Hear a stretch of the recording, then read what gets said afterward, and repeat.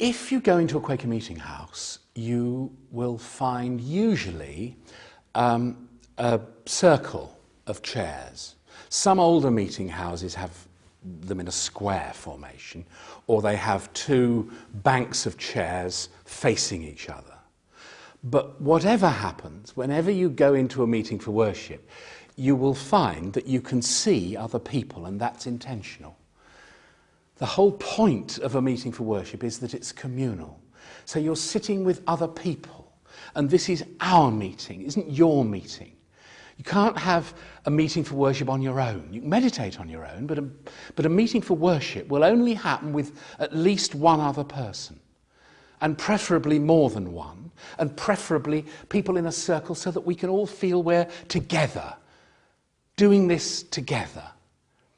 And it's a good idea, out of a sense of responsibility to oneself, I suppose, really, but also a responsibility to the people around us who are with us, to come with some sense of what we're about to do, not just arrive straight out the car or off the bus with millions of thoughts in our heads and just sort of and sit down. It's not going to work really that way if we do that. So, I mean, this little book tells us to come, as they put it, with heart and mind prepared.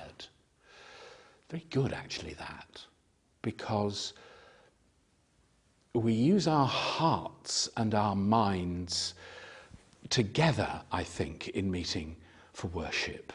But we shouldn't be doing too much thinking. It isn't called a meeting for thinking. And there's this 100 years ago, someone wrote this about his first meeting for worship. He said, "No sooner had I commenced than a perfect pandemonium of voices reached my ears, 1,000 clamouring notes from without and within, until I could hear nothing but their noise and din. Some of them were my own voice, some of them were my own questions, some of them were my prayers." And it's going to happen.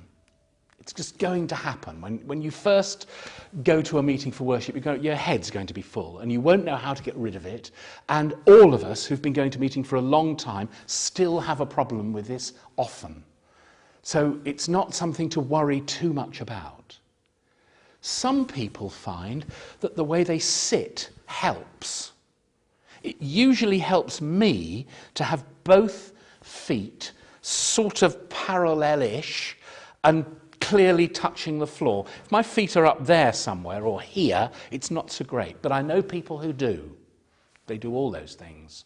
It helps me to have my hands still, but I'm not one of those sort of people who sit like in a posture.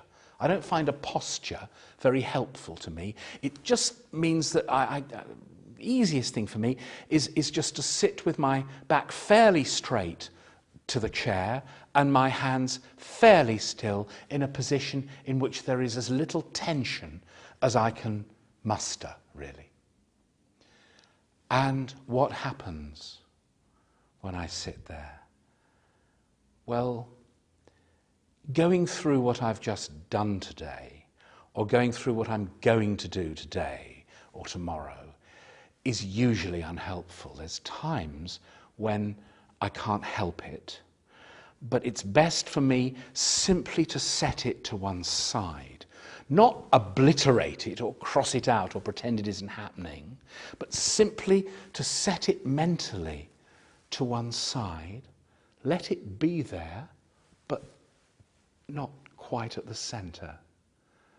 It sometimes helps me to say something over and over again, though actually lately I haven't been doing that nearly so much.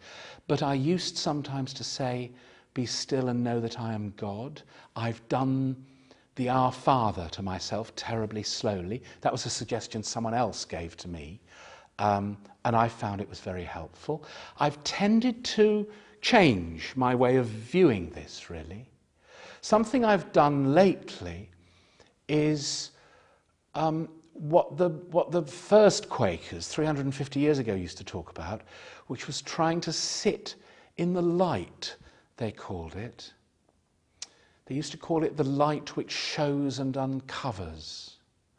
I sit and I try to look at myself.